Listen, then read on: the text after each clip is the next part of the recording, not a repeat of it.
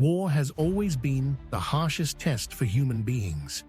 It strips away illusions, tears apart families, razes cities, and confronts us with the raw essence of life and death.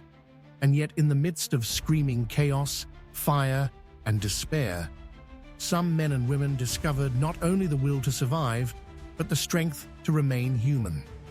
What gave them this inner endurance was often not steel or strategy, but philosophy, the quiet, unwavering wisdom of Stoicism. Stoicism is not an abstract exercise in speculation. It is not a game of words or a luxury for idle minds. It is above all a discipline of life, a way of standing upright when the ground beneath you crumbles. That is why it has so often accompanied soldiers, prisoners, exiles, and all who endured the heaviest burdens of fate. Marcus Aurelius, emperor and commander, who spent years on campaign in distant provinces, reminded himself in his meditations, "You can be harmed only if you decide to be harmed." These words are not the detachment of a man seated on a golden throne, but the counsel of one who lived among soldiers, slept in tents, and faced death daily. A soldier does not choose the circumstances of his life. He cannot dictate the outcome of battles, nor the decisions of rulers, nor even the breath that may be cut short in an instant. But he can choose what takes place within his soul. Here lies the essence of Stoic resilience. External events belong to fortune, but the inner citadel belongs only to you. The inner fortress. The Stoics taught that each of us possesses a fortress stronger than any wall, the fortress of the mind. No enemy can storm it. No fire can reduce it to ashes, unless we open the gates ourselves. Epictetus, once a slave, later a teacher of emperors, said, "It is not things themselves that disturb men, but the judgments they form about them." On the battlefield, this truth becomes clear. Death, pain, and loss are not horrors in themselves. It is our opinion that makes them monstrous. When arrows darken the sky or comrades fall beside you, fear is natural. But fear too is a judgment. The Stoic reminds himself, death is not evil. Only the fear of death is. For what is death but the fulfillment of nature's law? The soldier who grasps this truth ceases to be enslaved by terror. He walks into battle not with frantic despair, but with calm clarity. Thus, philosophy becomes a shield, not one that guards the flesh, but one that protects the soul. Courage in darkness. Seneca wrote, "Calamity is virtue's opportunity." These words are carved for times of war. In days of peace, it is easy to speak of virtue. In nights of blood, it is tested. Courage for the Stoics does not mean the absence of fear. It means mastery over fear. To feel the dread of death, and yet to advance. To tremble for one's loved ones, and yet to stand firm. To recognize one's fragility, and yet to fulfill one's duty. This is true courage. Marcus Aurelius advised himself, "Do not pray for a lighter burden, but for a stronger back." The emperor, who bore the weight of empire, also bore the cold winds of the frontier. He knew that dignity is not found in easy days, but in endurance. War is thus a furnace in which character is forged. If one's principles are hollow, the fire consumes them. If they are strong, the fire tempers them into steel. Death as a teacher. For the Stoics, death was not an enemy, but a counselor. It whispered always, "Life is brief. Do not waste it." Soldiers who daily saw their brothers fall felt this whisper keenly. Epictetus taught, "Death is nothing dreadful, but the opinion we hold of death makes it dreadful." For the Stoic, to die is simply to return what was never truly ours, the borrowed flame of life. Why should one fear to repay what was always on loan? This awareness does not breed despair, but freedom. The soldier who accepts death no longer trembles at its approach. Instead of wasting strength in dread, he invests it in the present moment, in loyalty, in courage, in duty. Marcus Aurelius reflected, "It is not death that a man should fear, but never beginning to live." Thus, the Stoic warrior becomes unconquerable. His body may fall, but his dignity remains untouchable. Duty to the whole. Another pillar of Stoicism is the recognition that man does not live for himself alone. Each of us is part of a greater organism. As Marcus Aurelius wrote, "What is not good for the hive cannot be good for the bee." For the soldier, this principle becomes flesh. His life is not his alone. It belongs to his comrades, his people, his homeland. Discipline is not merely obedience. It is the realization that one's fate is tied to the fate of the whole. The Stoic does not ask only, "How may I survive?" but "How may I serve?" Even if death awaits, he leaves behind an example, a testament that the greatest worth lies not in self-preservation, but in fidelity to duty. Seneca declared, "A great soul belongs to all."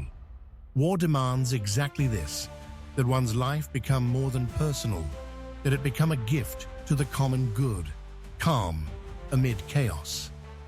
Stoicism taught the art of tranquility, ataraxia, serenity in the storm. On the battlefield, where noise and confusion reign, such calm is more valuable than armor. The man who remains unshaken, sees more clearly, decides more wisely, inspires others by his composure. Epictetus counseled, "If you wish to be invincible, do not enter into combat where you cannot command."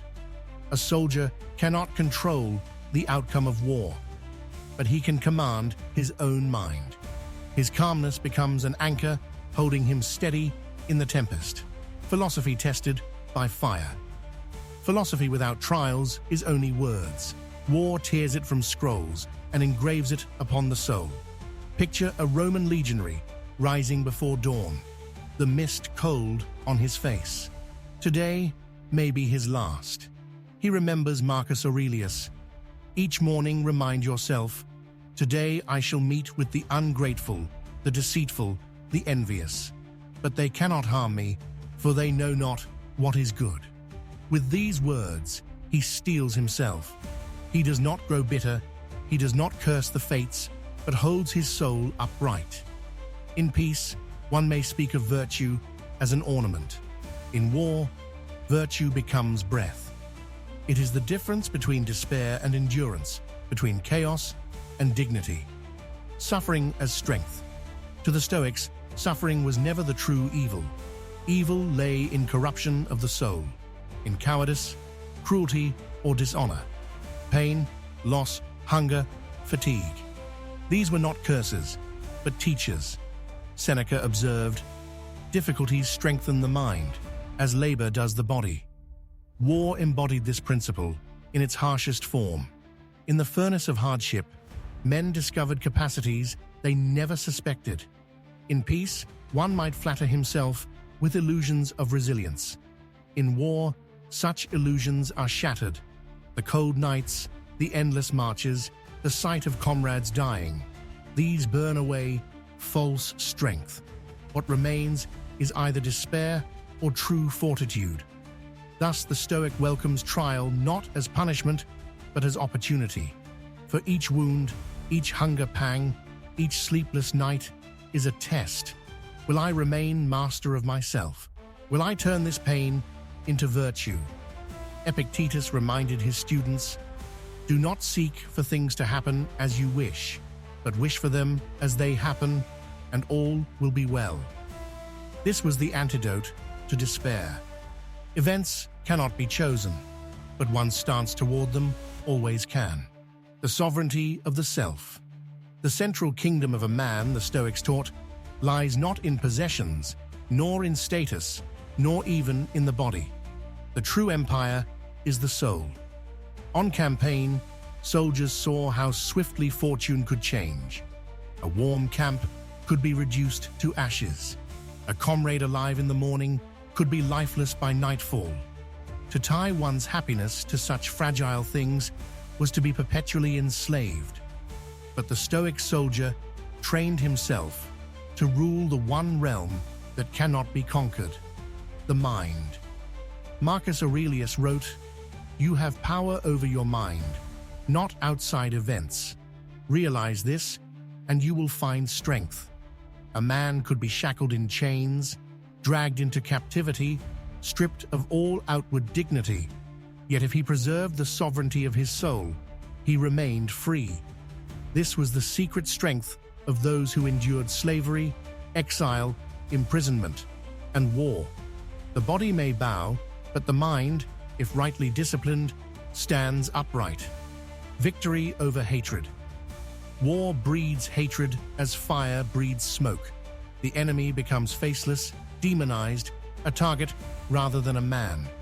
Yet Stoic wisdom warned against surrendering to such passions.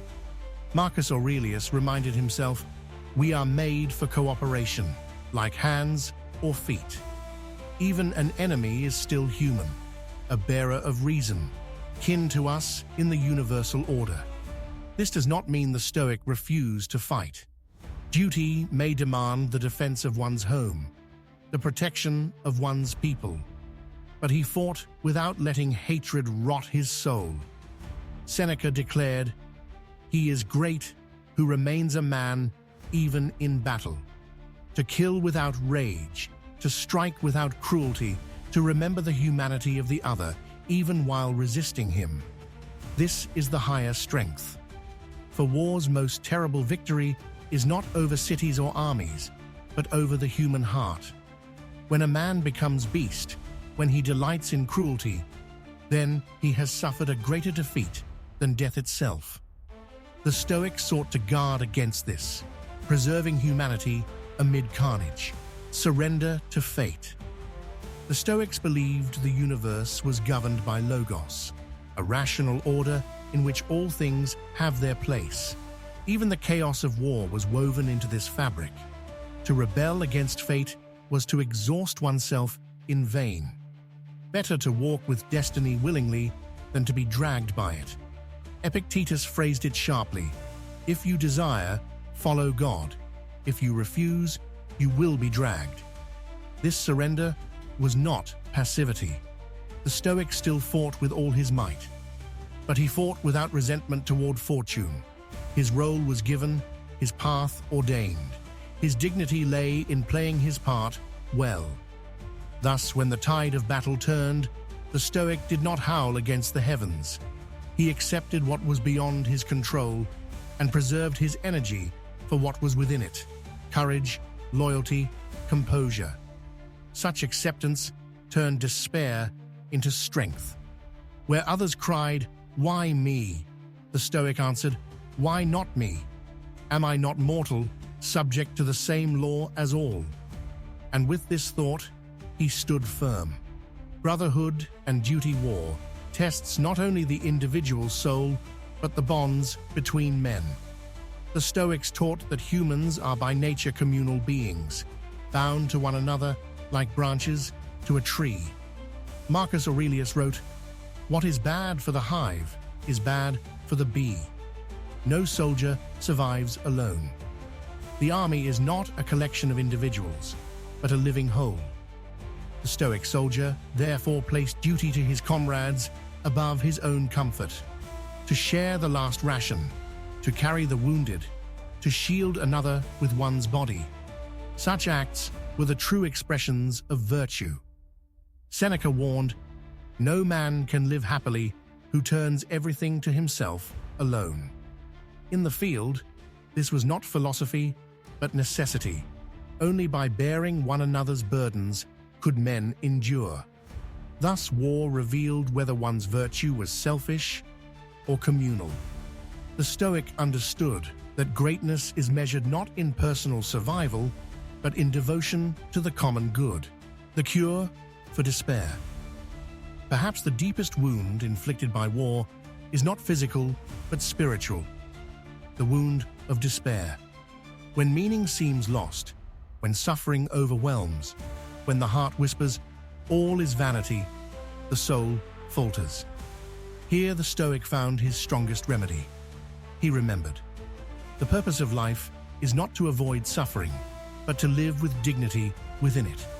One cannot govern events, but one can always govern one's response. Epictetus advised, "Remember, you are master only of opinion, of impulse, of desire, of aversion, nothing else." This meant that meaning never abandoned the man. It remained always in his power to choose virtue. Even in the blackest night, the Stoic could say, "I choose courage, I choose loyalty, I choose to remain human." In that choice lay freedom. In that freedom lay victory, greater than any battle won with the sword. The battlefield of the mind. Every war is fought on two fronts. One is visible, steel against steel, shield against arrow, men against men. The other is invisible, fear against courage, despair against resolve, chaos against clarity. The Stoics understood that the true battlefield lies within. Marcus Aurelius reminded himself, "You have within you something stronger than what happens to you. The storms outside may rage, but the storms within are the ones that truly decide victory or defeat." A soldier who wins his inner war becomes unconquerable. Even should his body fall, he leaves behind the unbroken legacy of a spirit that never yielded. Time and mortality. War brings the brevity of life into sharp relief. Tomorrow is not promised, and today may be the last. To the Stoic, this awareness is not a curse, but a blessing. Seneca wrote, "It is not that we have a short time to live, but that we waste much of it." In the crucible of war, men saw this truth vividly. Each day was precious, each hour of peace, a gift. The Stoic discipline taught them to live as if every moment were their last, not with reckless abandon, but with mindful purpose. If death comes, let it find me fulfilling my duty, speaking truth, acting with justice. In this way, life, however brief, becomes complete. Marcus Aurelius counseled himself, "Do every act of your life as though it were your last."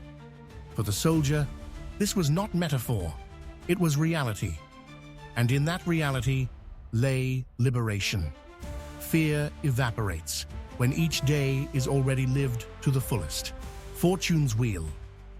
War shows with cruel clarity how little lies within human control. A commander plans, but the weather shifts. A soldier trains, but chance decides which arrow finds its mark. Fortune's wheel spins with indifference. The Stoics taught not to curse this wheel, but to understand it. Epictetus said, "Remember that you are an actor in a play, the length of which is determined by the playwright. The role is not ours to choose. What is ours is how well we play it." Thus, the Stoic soldier does not cling to outcomes. Victory may come or defeat. Life may continue or be cut short. To pin one's happiness on such things is to enslave oneself to fortune.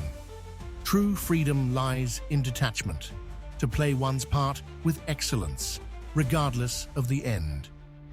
The weight of leadership among the heaviest burdens in war is the weight borne by leaders. The decisions of one man may decide the fate of thousands. The Stoics offered guidance here too. Marcus Aurelius, Emperor General, carried the empire on his shoulders. He confessed to himself in the Meditations, "The responsibility is mine. Though I may suffer, though I may stumble, the task is to remain faithful to reason and justice." A Stoic leader seeks not glory, but service. He does not rule to enrich himself, but to preserve the whole.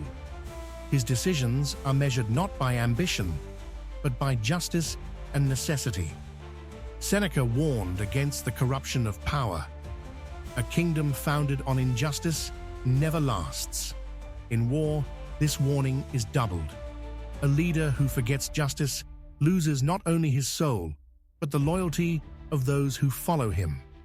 The Stoic vision of leadership is therefore one of humility and responsibility. A man who stands not above his soldiers, but among them, sharing their hardships, carrying their burdens. The legacy of virtue. What remains after war's fires die down? Cities may be rebuilt, borders may shift, names of battles may fade, but the memory of virtue endures. The Stoics understood that the highest legacy is not victory, but example. A soldier's courage inspires generations. His fidelity strengthens the fabric of a people. His calm under suffering teaches more than words ever could. Epictetus taught, "Show me a man who is sick, yet happy, in danger, yet happy, dying, yet happy, and I will show you a Stoic." Such men are rare, but when they appear, they shine like beacons in the darkest night. Thus, the Stoic warrior leaves behind a gift greater than conquest, the testimony that dignity is possible in all circumstances, even the most brutal. Freedom in chains. Many who endured captivity in war discovered the deepest Stoic truth, that freedom is not the absence of chains, but the mastery of the soul. Epictetus himself, once a slave, taught this lesson with his life. Though bound, he remained inwardly free. He declared, "No man is free who is not master of himself." A soldier imprisoned might lose his weapon, his homeland, even his family, but he could still guard his integrity. He could still refuse to lie, to betray, to yield to despair. In this way, even in chains, he remained unconquered. The Stoic understood that fortune may control the body, but never the will, and in that will lies the truest liberty. The eternal dialogue. What then is the ultimate gift of Stoicism to those who face the horrors of war? It is the reminder that though the world outside may be fire and blood, the soul within may remain serene. Marcus Aurelius, writing in his tent by the flicker of lamplight, spoke not only to himself, but to us. "You have power over your mind. Do not waste it in complaint. Be content with what you have. Walk the path of nature, and let reason be your guide." Seneca, in the quiet of exile, wrote words that still ring true on battlefields. "It is not the man who has too little who is poor, but the man who craves more." And Epictetus, once a slave, once free, once a teacher, offered the essence. Do not ask for events to happen as you wish. Wish them to happen as they do, and you will go on well. In these voices, ancient yet ever-present, soldiers across centuries found strength.